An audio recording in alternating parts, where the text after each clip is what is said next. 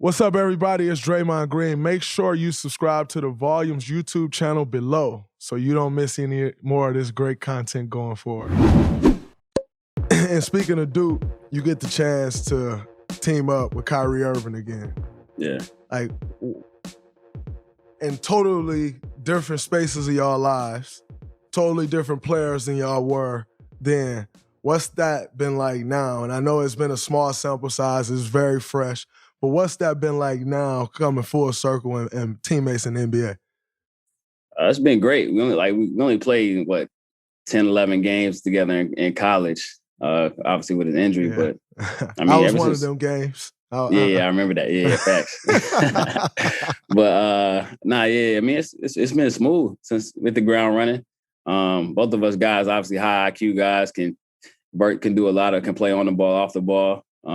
He's an unselfish guy, even though he puts up scores of the ball at a high clip. He'll get a ball up and let you play freely. So we're figuring out as we go along. Obviously, our team is changing week by week, but it's been fun, man. Just watching him play, watching him work on his game, stay sharp. It's making me better at the same time.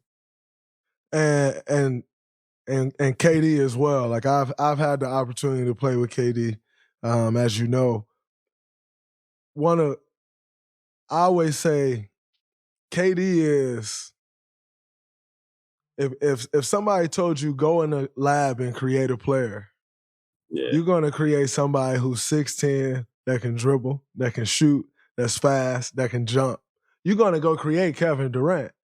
Mm-hmm. Like, for you, especially with the role that you played in the NBA, which I want to talk more about, but with the role that you've played in the NBA, for you, that got to be a dream come true. I mean, teams are sending double teams at him. Like, for you, that got to be a dream come true, and he can pass the ball. What's that been like, building that chemistry with him and just, like, figuring out how he works? Because I think that takes some getting used to as well. Like, people, like, the way K worked and the way he approached basketball, it takes some getting used to, and you could be still adjusting to it. Yeah, it's easy for me because he's a basketball guy. He loved the game. He enjoyed the game. That's what he's all about. So I think when you come to a team that he's on and he knows you're another guy who's a basketball junkie, who lives for the game, who has a smart IQ, he gonna respect you. So I feel like I'm watching him every day, watching his work ethic, which is, I know you already talked about it a lot of times on your podcast, but it's crazy to see him work the detail he puts into his craft on a daily basis and see that translate into games. It's not like he's just a 6'10" guy with all the talent, and he just goes out there and it's going to be easy for him. He puts in the work and behind closed doors, and that's on display every night. So it was a little adjustment early on, playing with him, figuring out his spots that he likes the ball on, figuring out just how to play pick and roll with him, things like that.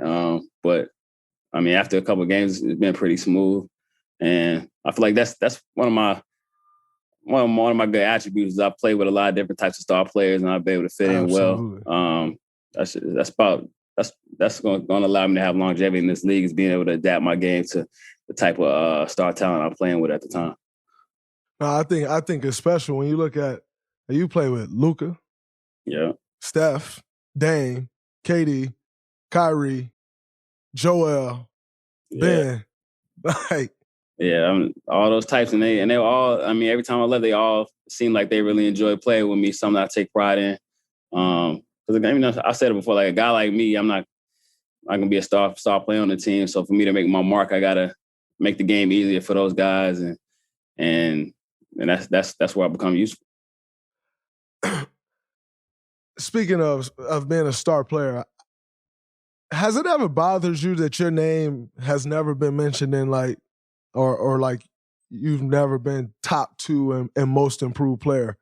Because I think, when you look at awards like that, like, you're averaging 15 points a game. You went from undrafted to averaging 15 points, meaningful points a game, and a starter in the league. And like in my mind, you tipped the trade.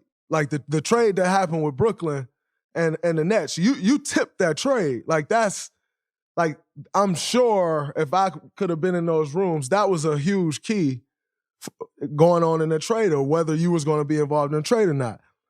For you to go from undrafted to where you are in the league, you're an asset. You're you're a starter in this league. We know what you're bringing. On most years, you're leading the league in 3-point shooting, which 3-point shooting is what runs this NBA right now. Does it bother you that you've never been in those conversations? I know it fucking bothers me. Yeah, I mean, I would like to be in a discussion. Obviously, I don't think. I mean, if you want to be recognized for what you put in the work and how you've shown that every year. But I think the main reason my overall counting stats hasn't had a huge jump from year to year. I've gotten incrementally better every single year. It's not like I went and doubled my numbers from one year to the next. So, I mean, I'm incrementally getting better. My efficiency is pretty good every single year, and that's what I pride myself on. So it's not like I think my usage rate just hasn't gone crazy, which is the main reason. So it's mainly just because of the role I've been in over certain seasons where I had to jump like that. But I mean, I know who I am as a player. The organizations I've been to, the fan bases know what I bring every night. The people who watch me play every night. So I think that's what means the most to me.